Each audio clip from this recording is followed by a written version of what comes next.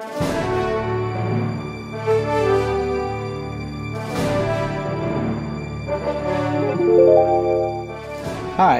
I'm International Grandmaster Ron W. Henley, and welcome to OnlineChessLessons.net continued coverage of the 2012 World Chess Olympiad being played in Istanbul, Turkey.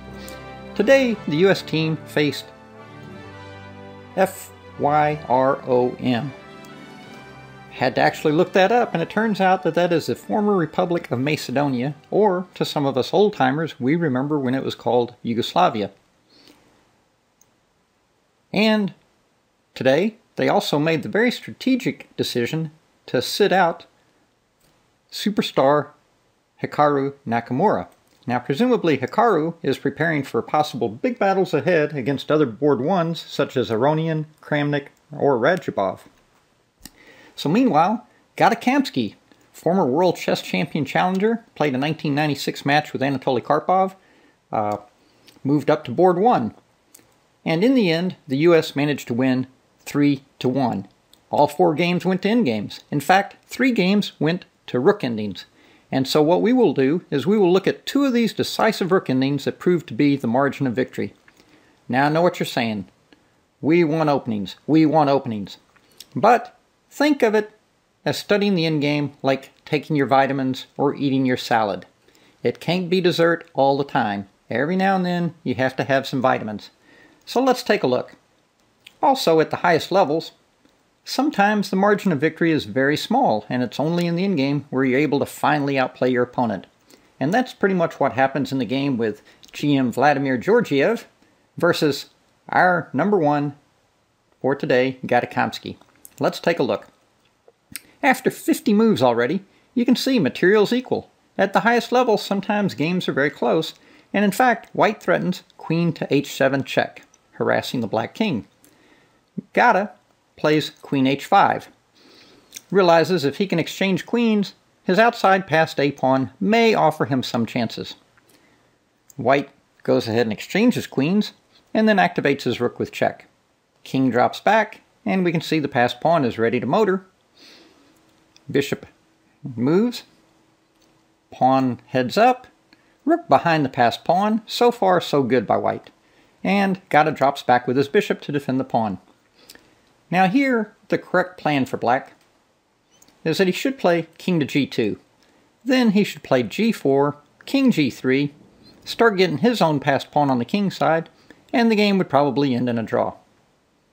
Instead, after bishop e8, white hits upon the plan of rook a6, threatening the f6 pawn with check.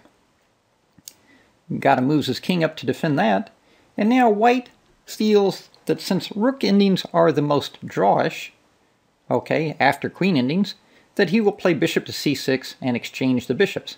In principle, that's a good idea. However, in practice, in this situation, it loses quite a bit of time, and it allows his black passed pawn to get all the way to the 7th rank. What he should do again is play g4, for example, bishop b5, rook to b6, and if a3, then bishop d5. That way, on a move like bishop d3, for example, of course you don't exchange rooks. Instead, you check, and then you play rook takes, and you get ready to give up your bishop. And that should be a drawn ending with the rook and the 2 passed pawns against rook and bishop. That would have been the correct way to play. However, with bishop c6, Gata exchanges bishops, pushes a pawn ahead, and now, even though material is equal, black does have some prospects based on his advanced passed pawn and his more active king. After rook a6, a2. Now we can see the threat is rook check followed by queen, so of course king has to come off the back rank. Typical motif, g4 would be a mistake, as mentioned, because you have the check and queen. So after a2, king g2. Now the challenge for black is to get his king up here to b3 so that his rook can move and then he can promote the pawn. However, while he's doing that, white's going to be coming for counterplay on the other side of the board. So king has to come over. Back in this position, of course, we can see the white rook cuts off the black's king path to b3. Therefore, the king comes over to chase the rook. White gets going on the king side. King comes over, white moves up, king comes over. Now the rook has to make a decision. Notice, of course, the rook can't take on f6 because the pawn will queen. Plays rook a4. But to give you an idea, for example, rook a5 would be a mistake because that would just walk into a lost tempo. Instead of rook a4, the other move was rook a3. Then rook d2 is possible. The idea with rook d2, for example, would be that f4 would now be a mistake because you have the shot rook d3 check. Takes and queen. This is a very recurring motif in rook endings. So after rook d2, white would have to console himself with f3. And then king b6, and basically white will be one tempo worse off than in the game, and that should be enough for black to win. So going back, after king b7, put a little tap on the rook went to a4. Now king c6, f4, and white is ready to create a passed pawn on the king side. King b5, rook has to go back. Just a little note there, that rook a3 would actually be quite the losing move because king b4, rook back, rook check, king up, and rook over, and black has the bridge. So after king b5, rook goes to a8, and now king b4. And we can see black has made progress, and he threatens this rook b3 check to a3 maneuver that we talked about. Here, white plays, of course, king a4. Very nice. Note that g5 would be a mistake because after takes, takes, rook check, and by now the familiar bridging motif. Rook check, check. Notice we cover c1 so he doesn't even get back to stop it. Check, we cover d1, check, we cover e1, and next move we get the queen. So after king b4, white very astutely and correctly plays king h4. And now he's ready to play g5, get his kingside passed pawn. Gata gives a check, pulls the king back in, and now improves his rook just slightly, and again renews the threat. Rook d3 check, rook a3 building the bridge. King h4, again the correct move, and now, in order to make progress, king b3. And here, white plays king h5. Double question mark. What a horrific blunder. In fact, the correct way to draw was to simply play g5 and create a passed pawn. For example, f takes g5, king takes, rook d1, preparing to get a queen, rook takes a2, exclamation point. The point is to pull the black king as far away from the white f-pawn as possible. Let's see how that works out.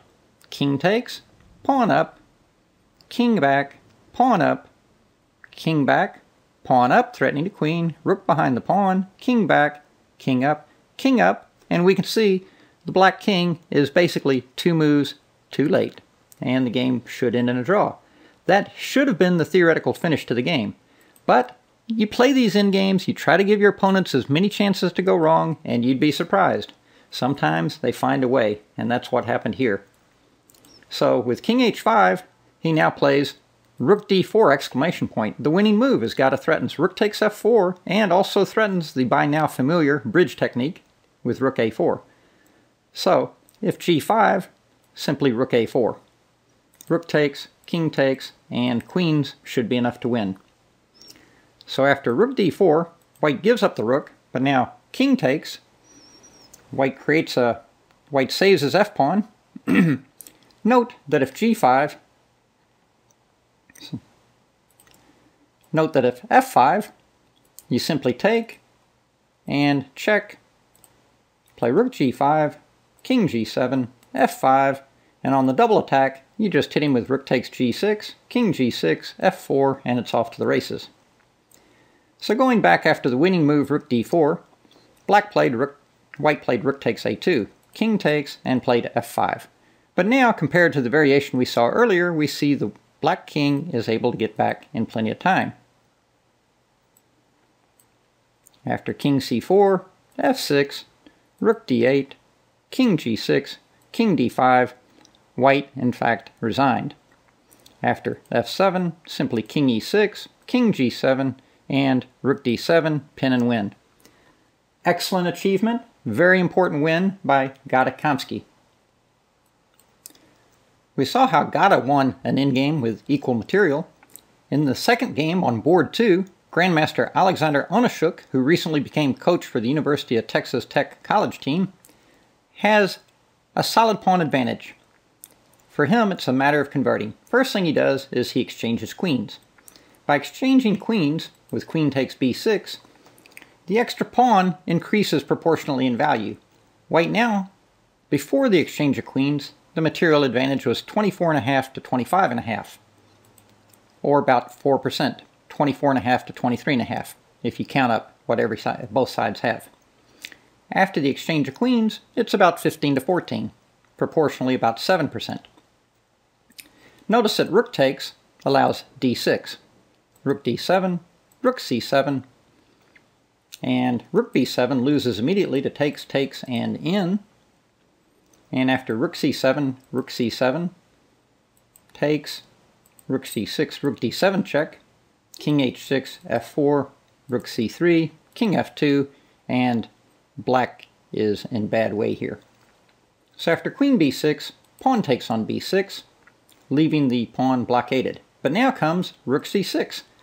The same logic as before. The more pieces you exchange, the more the value of the extra pawn increases. After rook takes, rook takes, rook takes, white's material advantage is now 10 to 9, or about 10%. And the exchange of rooks has also cleared the path for the white king. In the end game, the king is a valuable attacking piece, worth about 3.5 points in attacking and defensive value. King over, king e4.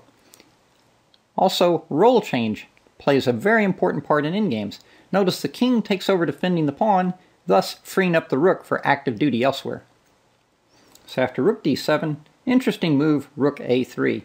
Onashuk prevents rook a7 with a frontal attack on his pawn. Black plays king over, trying to get his king to d6, king d4, and we can see the white pieces, in addition to the extra pawn, the rook enjoys superior mobility, the king has better mobility, very close to a winning advantage for white. After rook c7, now rook e3 check. Very, very important technique. The idea here is that you force a commitment from the black king, the defending king. If he goes one way or the other, he will be spliced off from half the board. In the game, black chose king f7. But let's take a look. Had he played king d7, then white can force winning liquidation with rook e6, rook c2, rook f6, rook takes a2, rook b6, rook f2, rook b7 check, and rook takes h7. Now, of course, this type of variation does require a bit of calculation, but for an experienced grandmaster like Onashuk, piece of cake. Rook f3, note rook d2 check, rook d5, the winning shot rook d7 check. And of course, here white has twice as much material. Going back, after rook f3,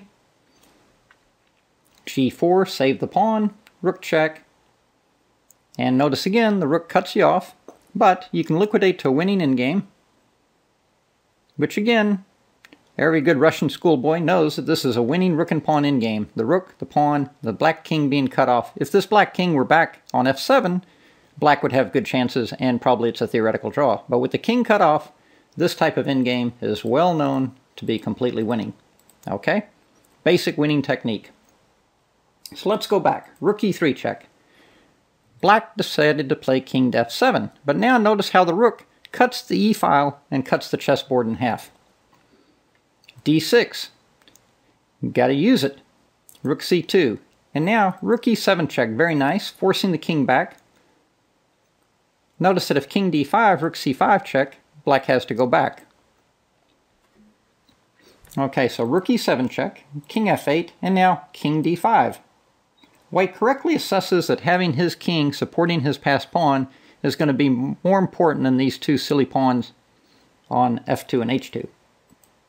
Black takes the pawn on f2, and now rook e3. This protects the rest of his kingside pawns and threatens simply to advance. Black starts giving a series of checks, but now we can see the white pieces work as a team. The rook cuts off the king supports the passed pawn. Rook check. Notice that rook a2, this is pretty easy, and then rook check, and queen 'em. So going back after king c6, black has no choice but to keep giving check, but takes, check, and now he hopes to, but rook c3 again. The rook has done its job on the e-file, now helps to protect against a flank attack on this side. So rook a8 check, and now he interposes the rook. King d7 was also sufficient to win, but this is much more precise the way Onashuk handles the case. Rook check, d7, king f7, and now rook c3. The idea is he threatens simply king over and up. And black actually resigned here. Very easy technique. For example, if king e6, king e8 exclamation point, rook takes, and then check, check, check. And you snag the rook. After rook c3, if rook a8 check, king c7 threatens to queen. Notice that check here, you just bounce him off the e-file again. And on rook a7 check, king d6, rook a6 check.